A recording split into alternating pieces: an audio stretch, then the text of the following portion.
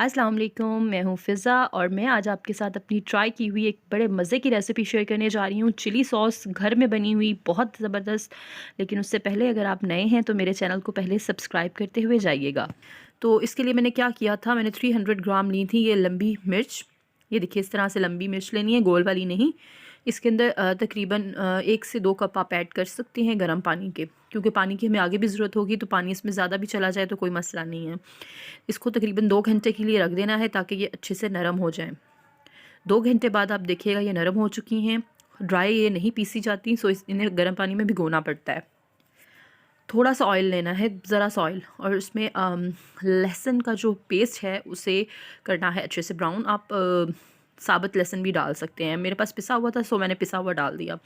अब पानी में से निकाल के सिर्फ अभी ये मिर्चें डालनी हैं। पानी को साइड पर रख दें, वो हम बाद में यूज़ करेंगे। तो मिर्चें डाल देनी है, मिर्चों को थोड़ा सा फ्राई करना है। ये देखिए कितनी नरम सॉफ्ट हो गई है ना। अब इनको करते हैं थोड़ा सा लहसुन के साथ फ्राई, और फिर हम इसमें बाकी चीज़ें डालते हैं। 4 से 5 मिनट इसे फ्राई करना है, और ये मैंने पानी साइड पर रख दिया है। 4 से 5 मिनट इसे करने के बाद इसमें मसाले डालने हैं। नमक तकरीबन 2 छोटे चम्मच डाले हैं, 1 छोटा चम्मच इसमें ज़ीरा डाला है मैंने, और इसको दोबारा से करते हैं 2-3 मिनट फिर से फ्राई। अच्छा, अब यहाँ पर थोड़ी सी चीनी इसमें डालूँगी, 2 बड़े चम्मच मैंने चीनी के लिए थे, और इसके साथ थोड़ा-थोड़ा करके पानी डालते जाना है, जो पानी हमने सब लाल मिर्चों का रखा हुआ था। तो थोड़ा-थोड़ा पानी डाल के इसे पकाते जाना है यहाँ तक कि ये बहुत नरम हो जाए। इसे आप थोड़ी देर के लिए ढक के भी रख सकते हैं ताकि ये नरम हो जाए। ये देखिए पानी जो है वो मैं आहिस्ता-आहिस्ता डालती गई थी, सारा पानी मैंने ख़त्म कर दिया है, और अब ऑयल बचा है। इसे अब ग्राइंडर में मैं डालूँगी, ट्रांसफ़र करूँगी और इसका पेस्ट बना लूँगी। और ये देखिए मैंने इसका पेस्ट बना लिया, और इसे इस तरह से मोटी सी टोकरी में डाल लिया है ताकि स्पैचुला से ये अच्छे से निकल सके। लेकिन आप चाहें तो आप थोड़ा देसी तरीका भी अपना सकते हैं, हाथों से करें तो ज़्यादा बेहतर है।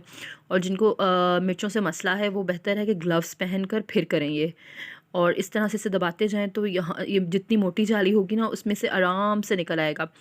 यानी जाली ना मोटी हो और ना बहुत पतली हो। इसे हाथों से मसल-मसल कर अच्छी तरह से इस तरह से इस चिली सॉस जो है निकाल लेनी है।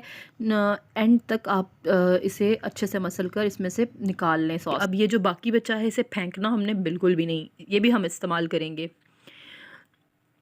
तो ये देखिए ये निकल आया है, और जो मिर्चों का पेस्ट बचा था इसको मैंने रख लिया है, और अब इसे आप किसी भी सालन में यूज़ कर सकते हैं, और इन मिर्चों से वो सालन बहुत मज़े का बनेगा। सो अब ये मैंने पाइपिंग बैग सा लिया है, उसके थ्रू मैं इसको अब चिली सॉस को बॉटल में डाल रही हूँ।